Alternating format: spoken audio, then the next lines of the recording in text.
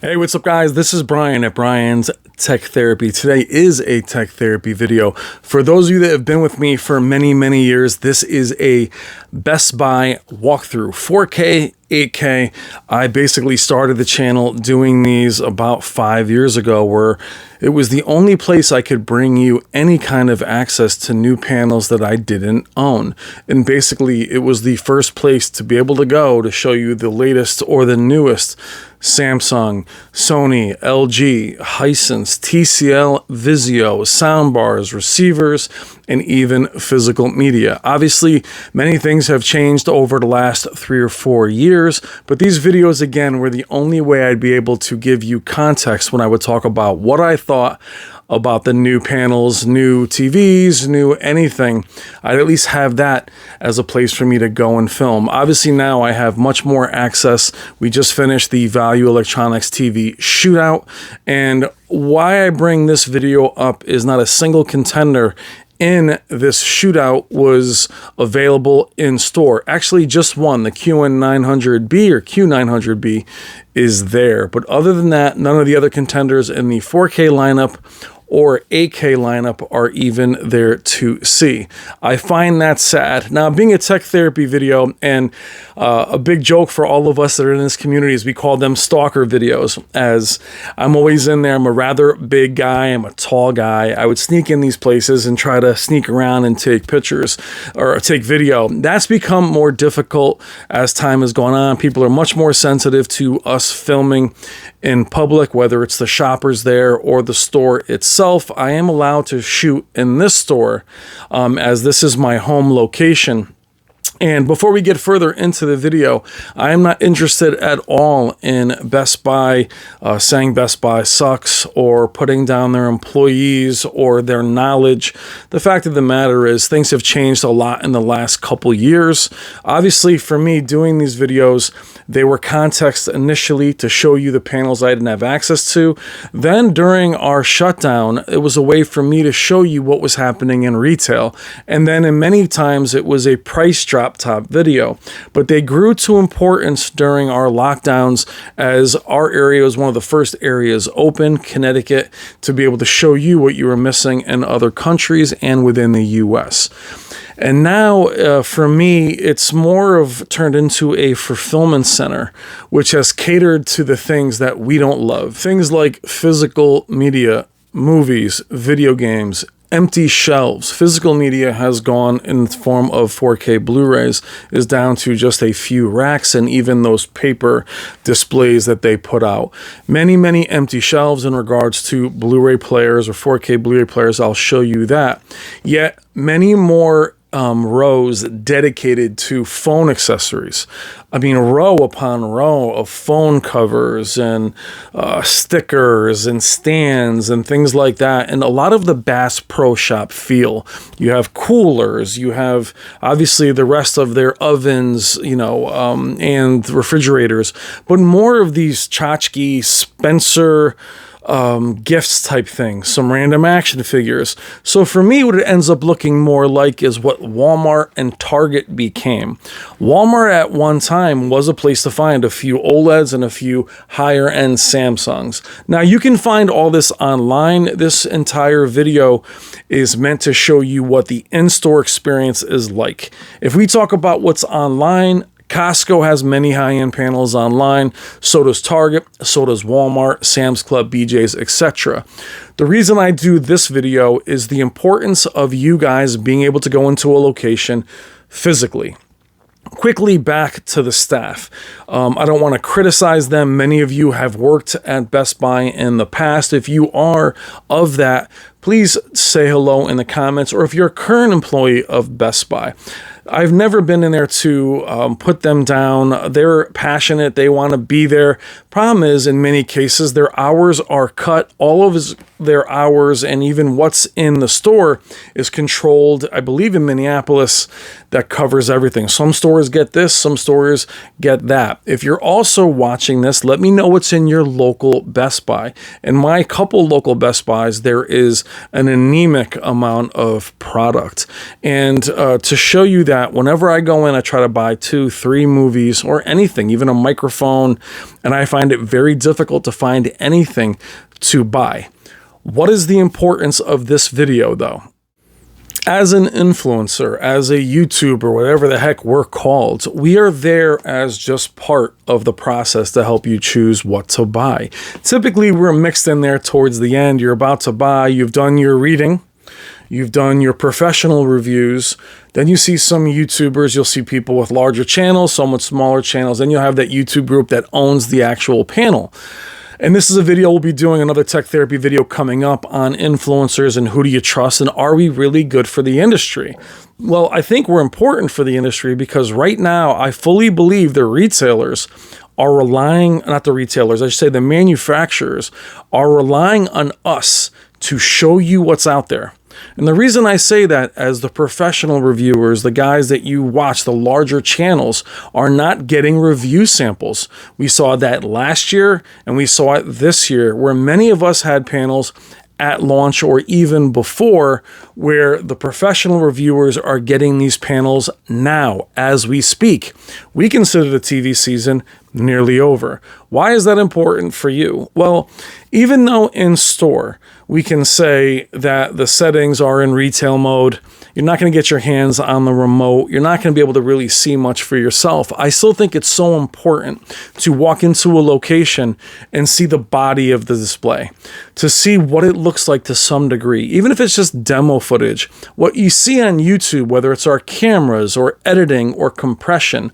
And it's funny on YouTube, if you love the image, it's a wow. If you don't love the image, it's the camera. If you feel this, it's the compression. The point is, you need to be able to see them in person. And I criticize TCL, Vizio, and Hisense for not having their panels in store for us to see. It becomes a leap of faith. It becomes, well, I think it looks good in that guy's video. I hear what he says, but at least the big three, Samsung, Sony, and LG, have a huge store presence.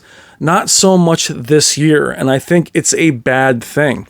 I think the manufacturers are relying on us to get the word out, meaning influencers, there are many of us now. Case in point, they're not getting review samples, or they're not finding the need to send them the way they once did. But the lack of being able for you to walk in and see for yourself, I think, is a huge problem. Case in point, I would never buy a panel that I can't see myself. I am privileged in the fact that I'm able to see the highest end panels courtesy of Value Electronics and being able to actually buy them myself or see them in store. It is a huge privilege. But when I walk in the store and I don't see any of the panels that I've already had in my own home, not see them there, I think, is a huge disservice to you guys and something you guys don't even know you're missing. All right, guys, enough blah, blah. That is a tech therapy portion of the video. We'll do more talk as we go through. But let me know what you think in the comments. I do feel for the employees. I do think even the managers of each location are powerless. They are all controlled from one central area that dictates what goes where, what happens. If you're a Best Buy employee, let me know what you think. But I still think it'd be a great place to work, to be able to be passionate and show you the technology. Unfortunately, now it's hard to be passionate if you're underpaid. There's not a lot of hours given, and more importantly, there's nothing to show you guys. That's why you haven't seen many of these videos. These videos used to be fun. We called them stalker videos, as I was always peering out. But I will show you the state of the store. I will give you proper context. What's difficult about giving you prices, which I don't even do anymore, is they don't even line up. Half the time the tags don't even match what is there, which is also important. And one last thing before we go to the footage. There was many this time, or this location this time in this year, more than any other year. You had people there looking at panels that were a couple years old. There was a lot of C1s there. There's a lot of X95Js there. There are people looking at last year's panel and looking to buy them. Now, does it matter to them if it's last year's panel, if the price is appropriate? I don't know. You guys tell me, but there's really nothing in there delineating 2021 model. It's just a QN90A, a QN80B, and there's the price. Would that really matter to you? If you weren't educated on it, would you care if you were buying last year's or the year before or this year's? Because obviously the price would match this year's. All right, guys, let's check out the footage. All right, guys, the first thing that's jarring as we're in the former Magnolia section is this spot here has always been reserved for Master Series LEDs. Z9D was here for 2 years, the Z9F, the Z8H, and that's the last panel that was here was a Z8H, no Z9J, and no Z9K. That's an 80K at 77 inches. I love that panel. It just seems odd that it's there. Typically, it's there with a much higher end soundbar. And what you'll see strewn about is, again, empty spots, a lot of Amazon Fire TVs, a ton of random sound bars. You can see them there all over. Typically, it looks that way before Black Friday.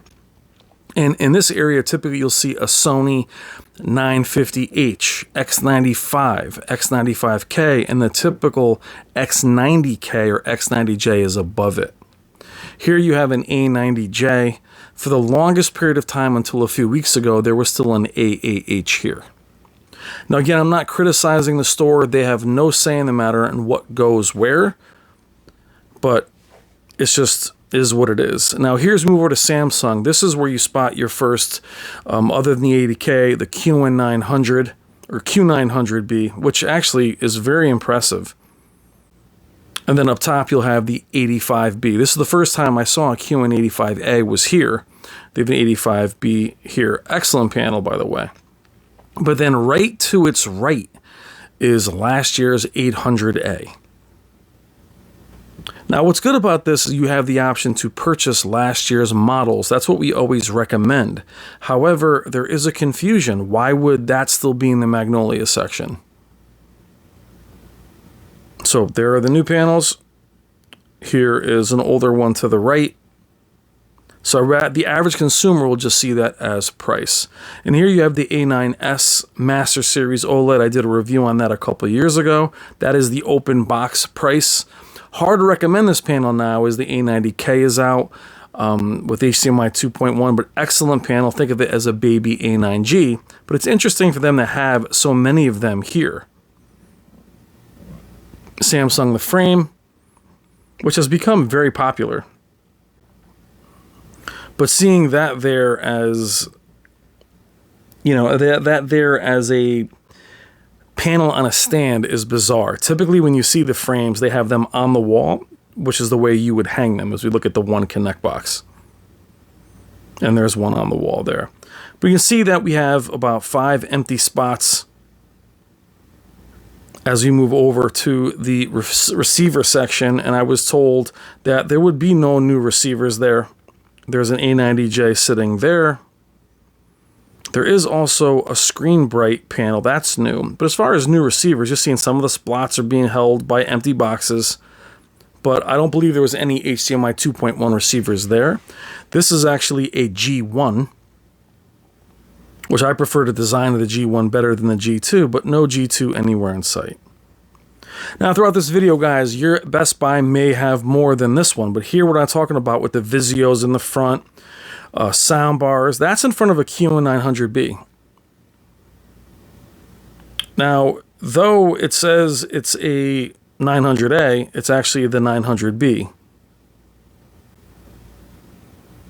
As you can see the confusion of what I'm saying.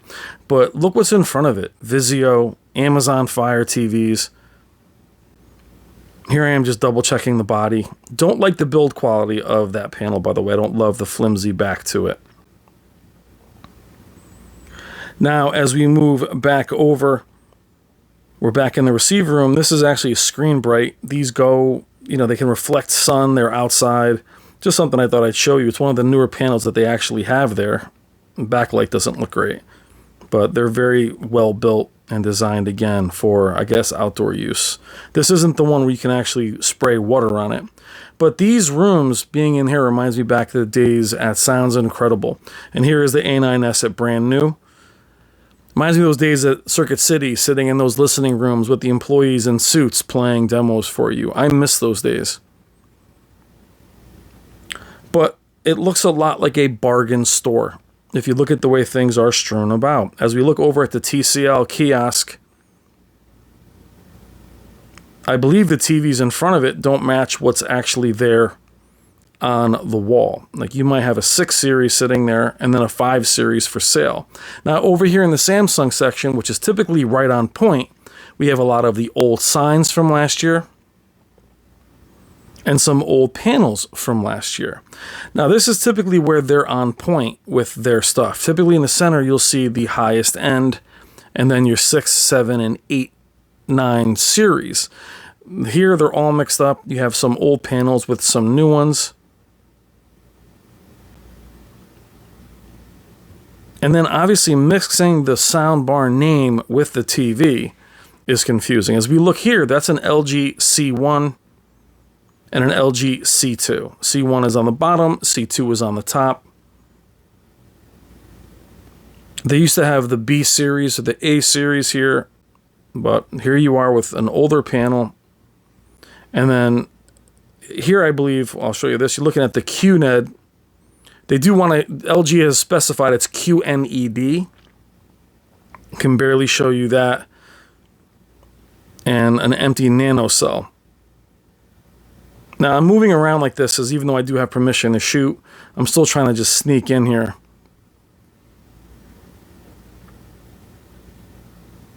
As you look at Sony's lineup, it's even more disappointing. You have a lot of old panels here, X90J, X95J. We're way in the TV year, guys. And we're even lacking that huge 800 series that they would typically have in that spot.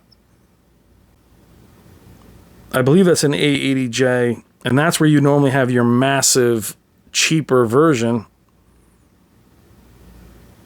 The empty wall look does not look good. And here, Vizio at this point, looking at their kiosk is like looking at a dead body. They've had the same TVs here for years. At least other Best Buys I've been to have the Vizio OLED, but I really don't know what's happening with Vizio.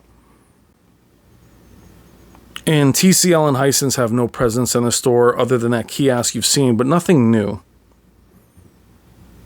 Now here we go, a lot of sound bars, a lot of random Sonos stuff. So again, I spent so much time in the beginning giving you context, but showing you exactly what the store looks like.